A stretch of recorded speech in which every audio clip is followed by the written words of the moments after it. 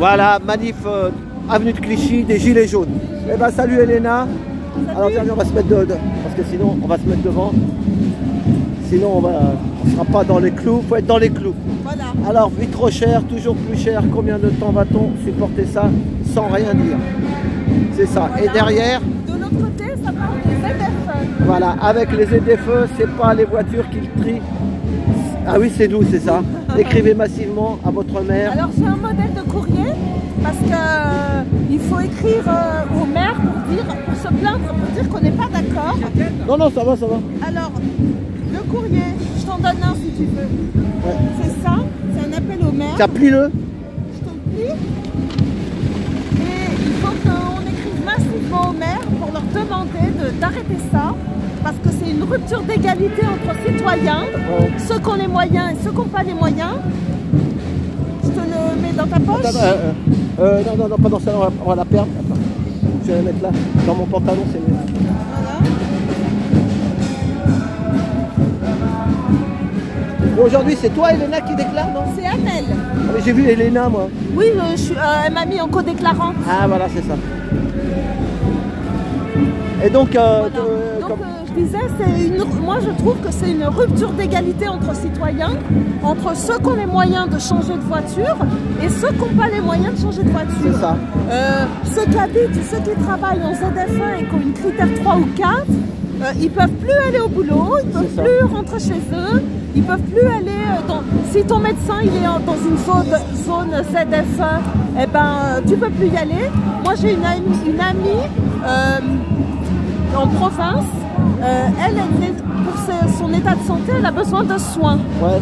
Et elle est concernée, elle ne peut plus aller se soigner. Ah ouais. Parce que son médecin, il est en ZFE. Alors, sinon, après, alors elle a envisagé carrément de porter plainte. Ah ouais. Voilà. Mais c'est pas normal quand même. Bah non. C'est pas normal.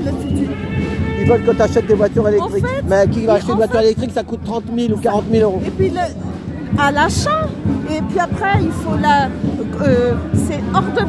ça coûte un bras de la faire réparer quand elle tombe en panne, et puis les recharges et tout ça, enfin bon, c'est pas une rente une voiture électrique. Puis moi j'en veux pas, je suis contre au prix de l'électricité, je vais pas charger ma voiture.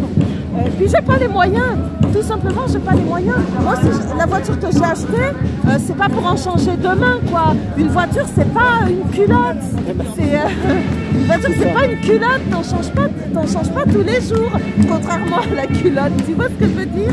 La culotte tu l'achètes, la voiture pardon, je suis rendue sur mon histoire. La voiture tu l'achètes pour 5 ans.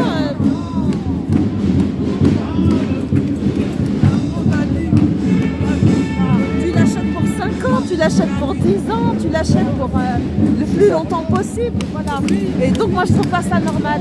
On a trié les citoyens pendant le pass sanitaire. Ceux qui appellent...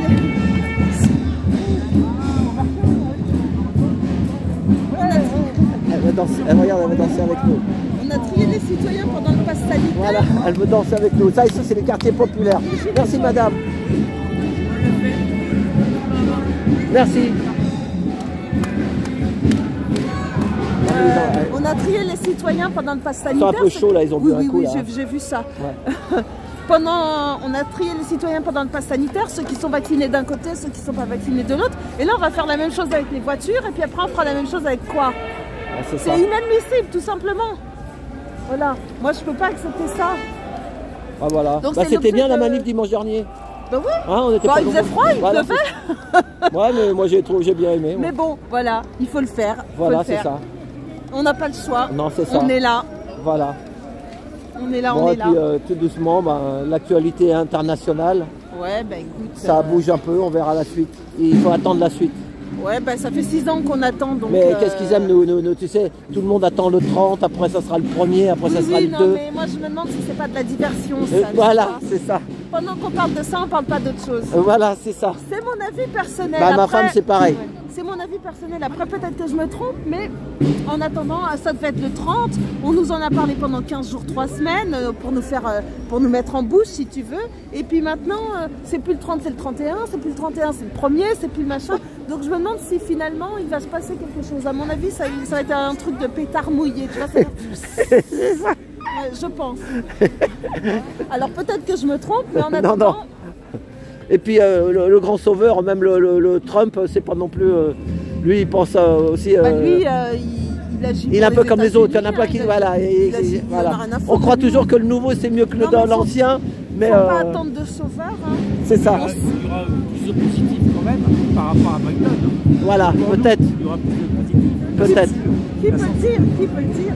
Qui peut le dire? Déjà, il a enlevé la Moi, tout ce que je peux vous dire, je peux vous dire, c'est que là, ma femme, elle m'a dit que depuis, le ciel est bleu. Ouais. Le ciel est bleu. Bon bah écoute, pourvu que ça dure. Voilà. Ma femme me dit, le dis pas, mais je peux pas le dire. Je dis, bah voilà, pourvu que ça dure. On va l'appeler comme ça, ta vidéo. Pourvu que ça dure. Bah merci Elena. Je t'en prie. Merci. Bonne manif.